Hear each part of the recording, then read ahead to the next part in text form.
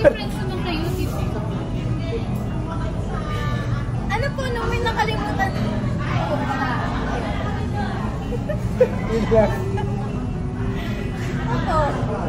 Ako, yeah. Nung may nakalimutan ko. Gano'n ka talaga sa mga nakalimutan? Minsan lang. Minsan lang po. Minsan lang, yeah.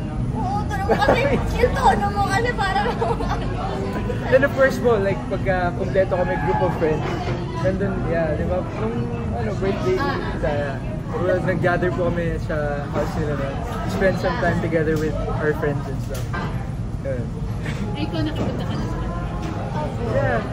Then, nag-celebrate kayo before ng New Year. Nag-celebrate ko sa New Year sa amin sa Nevesia.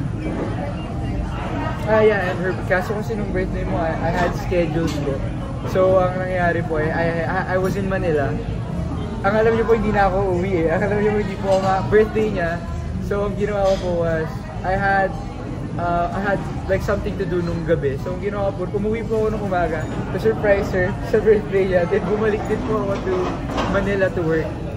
Kasi kung gusto ko mag-celebrate dun sa may Tinggalan. Tinggalan. Dapat kung magkakain ka ko noon. Kaso hindi natuloy kasi yung ulo ko. Hindi ko gusto malabas tayo. I was looking forward to that din. To spend time with her sa Tinggalan. Kasi nga po, work, I was committed to it. So, I had to go there still. So, puro mga friendly, katulad kayo napunta sa kanyang gathering. Never pa kayong nag-date na kayong dalawa? Wala po. Gusto mo yung tawa ko parang... Wala po. Bawal pa rin. Parang hindi naman na siguro bawal. Pero, it's hard. Parang... Sa totoo lang po, hindi ko po masasagot yan kasi hindi ko pa natatry kay man. Wala pa naman nagtatry magpaalam. Ako po, sa parents ko, hindi naman na po ako bawal to court someone. Pero of course, it's my decision po na I haven't gone to the extent of courting someone. Saka pag nagkikita po kami, friendly labas. Friendly labas, gala lang, to catch up with a friend, parang gano'n. Sa next movie. Next movie. Okay, thank you. Thank you po. Sa next movie Kwentuhan nyo kami doon sa Atok. Anong nagustuhan nyo doon? Anong memorable sa inyo? Yung flowers po would be number one. And the weather, I love the weather kasi I love cold places po ako. I personally love cold places. And yung Atok po, kahit may araw, malamig. Kaso ang problem lang po is, kumitim po ako nang hindi ko ramdam na iitim po ako because of the weather nga.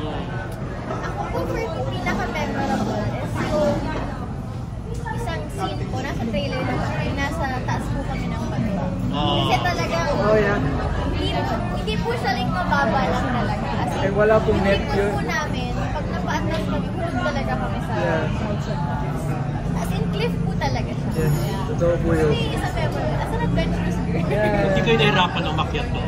Ako po hindi naman. Hindi naman po. It was actually fun. I feel like both of us like adventuring it. We both like the thrill of those kinds of things. I think so. Trip ko ba na magpakasal sa ganung klaseng lugar? Kasi may mga alam, si Carlo Aquino gusto niya sa bundok daw siya ikasal, yung mga ganun na trip niya, mga ganun na. Ako po, siguro po lang sa bundok, kasi na-try ka na mag-debo sa bundok. Yeah. Pero for me, kasal, if ever po siguro, kakasal, ano po, beach wedding. Or mag-church, kasi iba pa rin sa church talaga. I haven't thought of like a wedding that far. I haven't thought of it that much. Pero I feel like isipin mo na ngayon. I would first want something private. Parang mas gusto ko like private lang. Just a couple of friends, family. Saan mo ba gusto? Sabi niya sa beach daw, kaya sa church. Kaya naman seryoso. Yeah, of course, a church. Yeah. Ganun po. Bakit kailangan namin panoorin talaga itong pelikula niyo? Well, yun nga po. I feel like one of our goals is ipakita po ang beauty ng Philippines na hindi nyo na po kailangan umalis ng Pilipinas to witness or see sceneries like that.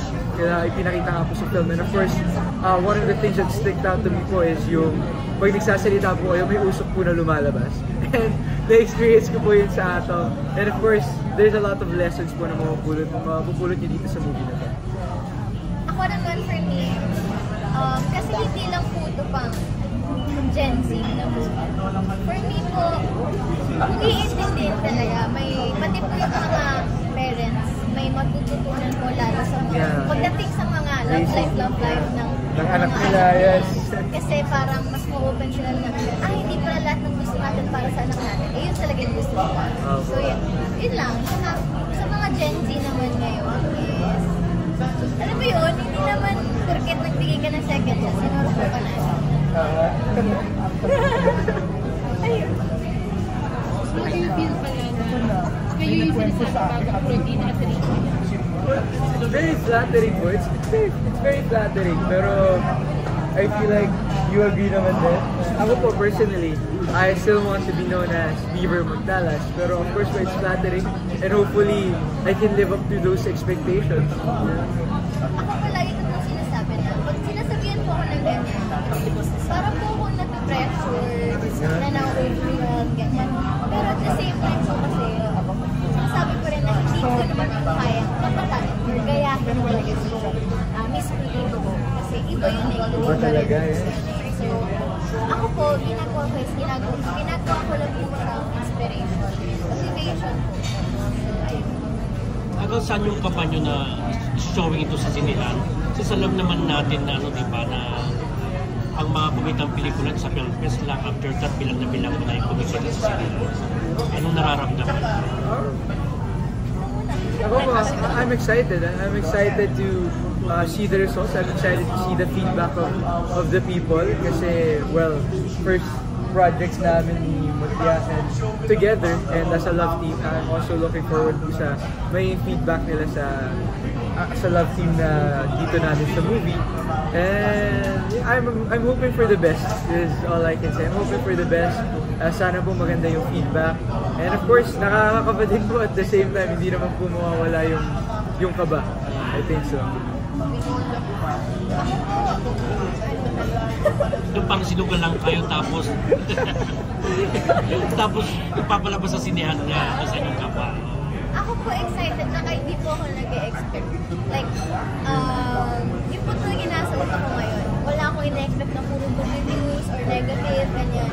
Hinahayaan ko lang po muna kasi parang mas masakit po kung i-expect ko lang puro good reviews or whatever po, diba? So, hinahayaan ko lang po muna and hinahanda ko lang po yung sarili ko na tanggapin kung ano man po magiging review ng mga tao.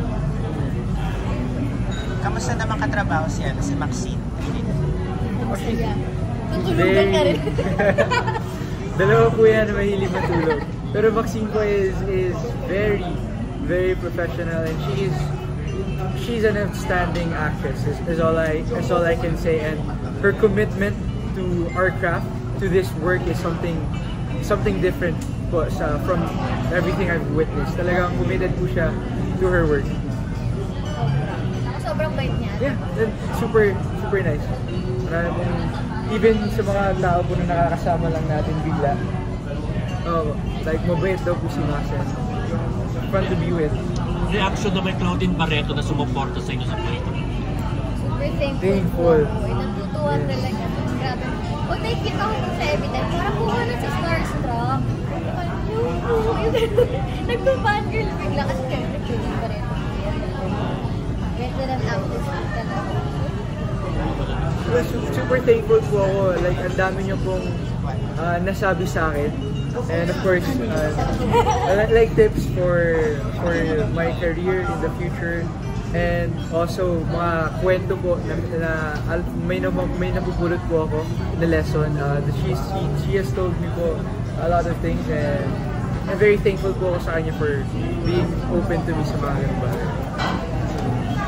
Thank you. Ayun guys, we would like to invite you to watch When Magic Hurts this May 22 at Cinema Station. Yes po, abangan po namin kayo. Abangan din nila kayo. Yeah. Ikot kayo. Baka? Who knows? Manood kayo guys to find out.